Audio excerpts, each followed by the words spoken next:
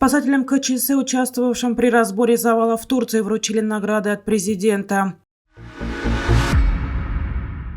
Авиакомпания Somon Air провела презентацию чешского самолета в аэропорту города Душанбе.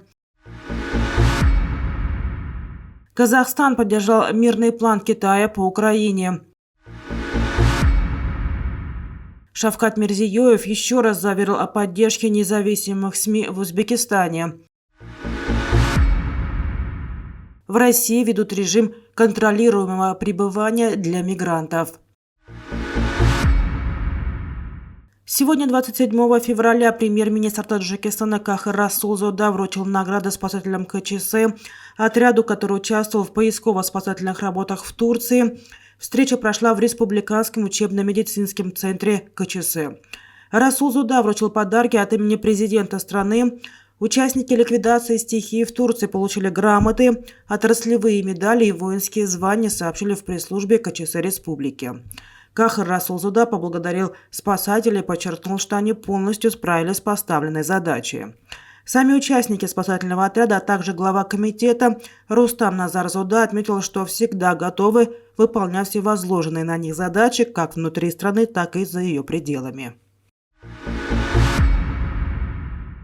Чешская компания Let Aircraft Industries совместно с авиакомпанией Somon Air провели сегодня в международном аэропорту Душанбе презентацию самолета Л-410NG. Презентацию провел заместитель коммерческого директора компании Omnipon по странам Центральной Азии Михаил Ягрик. По его словам, это модернизированный турбовинтовой региональный самолет, который предлагает улучшенные параметры и эксплуатационные характеристики. Авиакомпания Somon Air в настоящее время рассматривает различные варианты расширения своего авиапарка для осуществления внутренних и региональных полетов, в том числе самолеты Л-410. Ранее делегация авиакомпании Somon Air посетила завод Let Aircraft Industries, где ознакомилась с процессом производства и обсудила обучение технического и летного персонала авиакомпании, а также вопросы финансирования и возможного приобретения самолетов. Михаил Ягрик также сообщил журналистам, что с авиакомпанией Somon Air ведутся переговоры о дальнейшем сотрудничестве. По его словам, стоимость самолетов этой модели начинается от 8,5 миллионов евро. Если заказ превышает 10 самолетов, то стоимость, соответственно, снизится, а также будут обсуждены вопросы предоставления самолетов по лизингу. Казахстан приветствует позицию Китая по политическому урегулированию украинского кризиса, который заслуживает поддержки как способствующая прекращению кровопролития на основе территориальной целостности, независимости и суверенитета государств в соответствии с основополагающими принципами Устава Организации Объединенных Наций, говорится в сообщении МИД этой страны. Считаем безальтернативное мирное решение данной проблемы исключительно на основе международного права и принципов Устава ООН, отмечается в заявлении. Выступаем за то, что вовлеченные в военный конфликт стороны проявили добрую волю, прекратили боевые действия и скорее сели за стол переговоров, а мировое сообщество всемирно содействовало дипломатическому решению ситуации. Казахстан также подчеркивает схожесть подходов наших стран к решению актуальных проблем современности, изложенных в концепции инициативы глобальной безопасности Китайской Народной Республики, говорится в заявлении.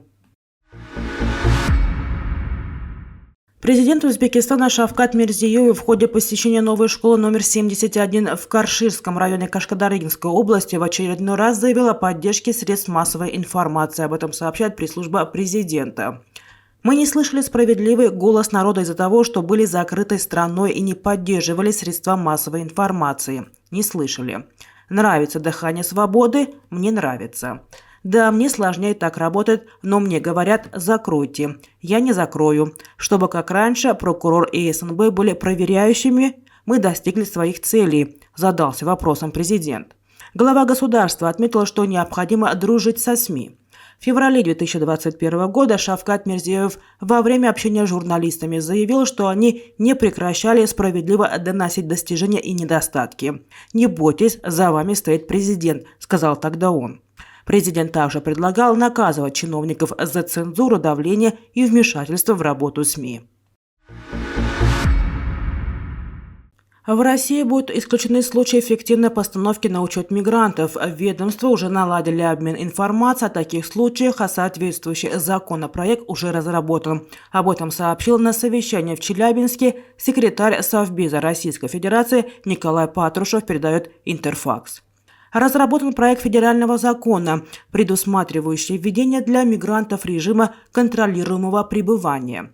Разработан и внедрен алгоритм межведомственного обмена информацией о выявленных фактах фиктивной постановки на миграционный учет, сказал он. По его словам, за последний год приняты меры по усилению государственного контроля над миграционными потоками, особенно в сфере взаимодействия между различными ведомствами. В августе 2022 года зампредседателя Совета безопасности Российской Федерации Дмитрий Медведев на заседании профильной комиссии сообщил, что в России готовится новый всеобъемлющий законопроект, регулирующий условия въезда и выезда иностранцев, а также их пребывания на территории страны.